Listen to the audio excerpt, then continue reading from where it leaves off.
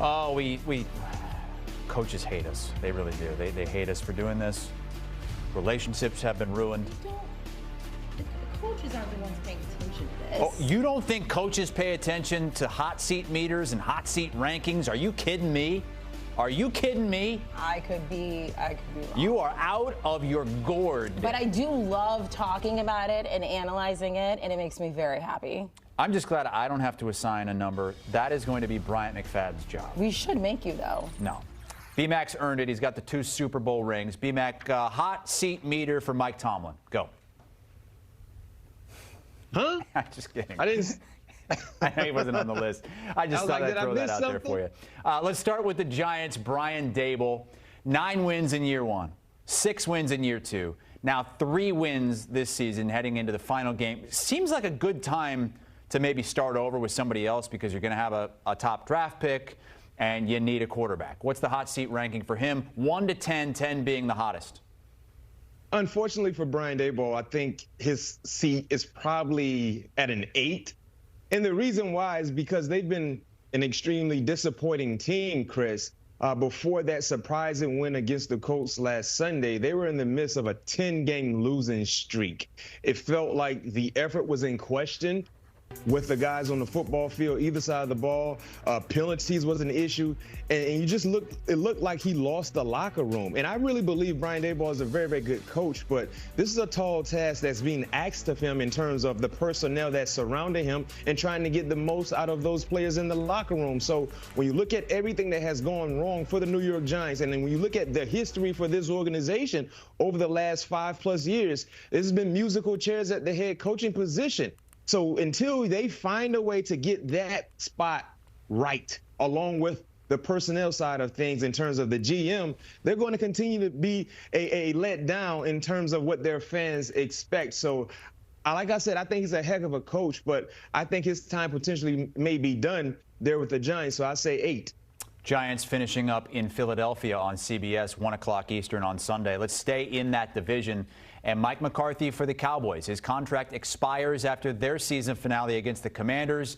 Jerry Jones said on his radio show earlier in the week that he doesn't feel like he needs to decide right away, one way or another. And our Jonathan Jones right now says that this is pretty close to a toss-up. What do you think?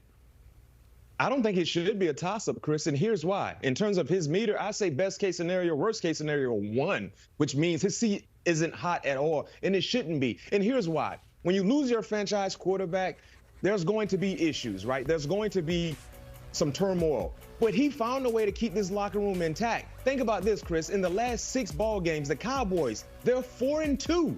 They're 4-2 in the last 6 ball games, currently sitting at 7-9, doing so with Cooper Rush and a bunch of guys that are still trying to figure things out in terms of submitting themselves in the National Football League. And then when you look at the 4 wins in that 6-game stretch, they've beaten 2 playoff teams, Washington and the Tampa Bay Buccaneers. Think about that. When you look at those teams finding a way to beat 2 teams that are legit playoff caliber teams with high-level play at the quarterback position, it tells me that he's found a way to keep this locker room intact.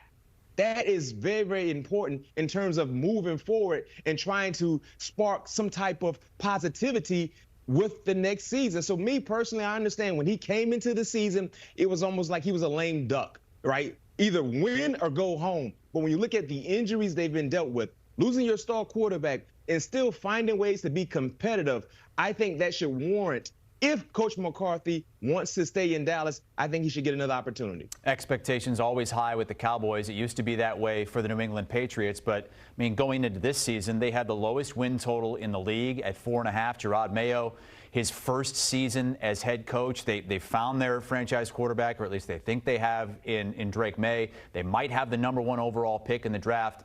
Why is Gerard Mayo on the proverbial hot seat right now with a team that just didn't have many expectations? You know, the positive things I said about Coach McCarthy, Chris, in terms of why I believe he should remain the head coach for the Cowboys. Most importantly, he kept the locker room together. When you look at New England, no question, I felt like they were already against all odds in terms of talent or the lack thereof.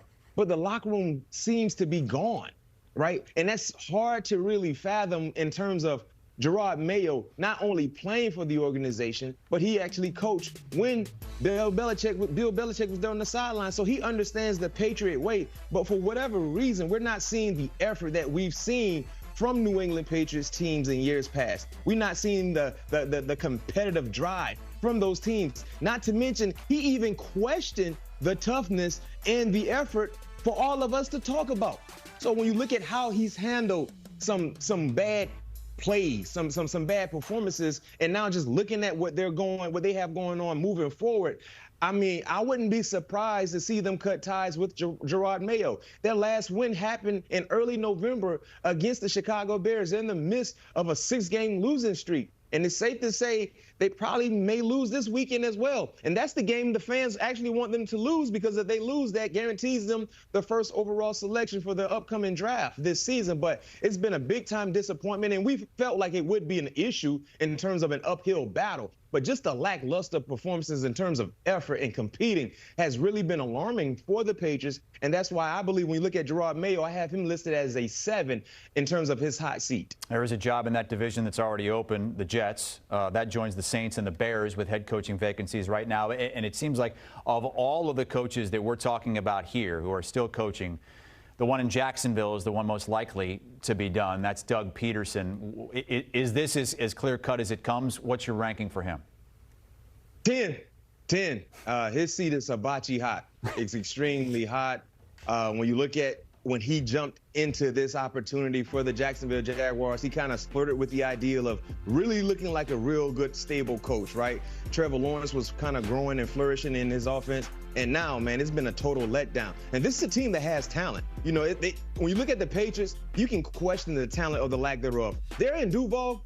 Chris, they have talent. They have the up-and-coming next great play at the quarterback position, allegedly. They paid him so. But what we've seen from him has been disappointment. What we've seen from the entire coaching staff, led by their head coach and Doug Pederson, has been a disappointment as well. It's been a total letdown with the Jacksonville Jaguars. When you look at the personnel they've had, they've allowed a team in the Houston Texans to surpass them in their division. The same can be said for the Indianapolis Colts with everything that has been going wrong for them within their organization. So when you look at the Jacksonville Jaguars, having talent there, having a quarterback in place, but for whatever reason, they cannot win ball games, and they found every way possible within the losing book to lose a ball game.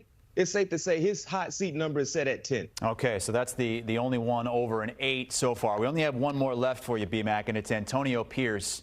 And first full season as a head coach, but there's been a change. Tom Brady is now part of that ownership group. What is your rating for Antonio Pierce, and how much of this has to do with Tom Brady being involved?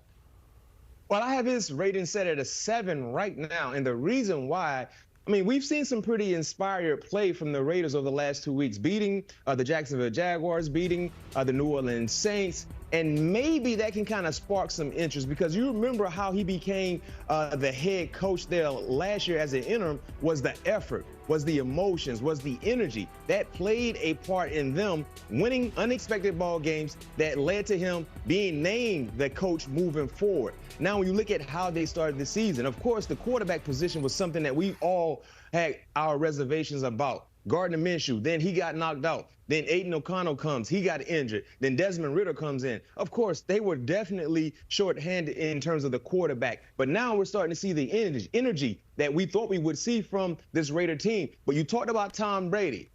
Hopefully there's no spite with Tom Brady with Antonio Pierce going back to his playing days, because you remember the New York Giants did have some postseason success against Tom Brady when he's with the Patriots. But in all seriousness, I think Tom Brady will do his due diligence in identifying what they want this team to look like. Because one thing we know for sure, they're going to address the quarterback position this upcoming season via the draft or via free agency. And whoever that head coach is, I think it's super important for that head coach to have a hands-on relationship with whoever the quarterback is, to be able to get the most out of that said position. And what better individual within that organization than Tom Brady that understands and knows what a young quarterback needs to be able to flourish, to be at his best. Raiders have gone from the top of the draft to number 8 in the pecking order, and they're at home against the Chargers as they look to win their 3rd straight game to finish the season and maybe finish out Antonio Pierce's tenure as head coach. B-Mac, thank you so much for the hot seat ratings. Only 110, and that's Doug Pederson, who's likely gone. Can we agree that hibachi hot is like the new hottest level? Like the onion tower? The onion train? It's always a choo-choo train, you know, with the steam coming out of it. Yeah, the onion. They stack the onions up. I thought it was a volcano. Well, I think depending on the chef, sometimes they'll do the choo-choo. Hibachi hot.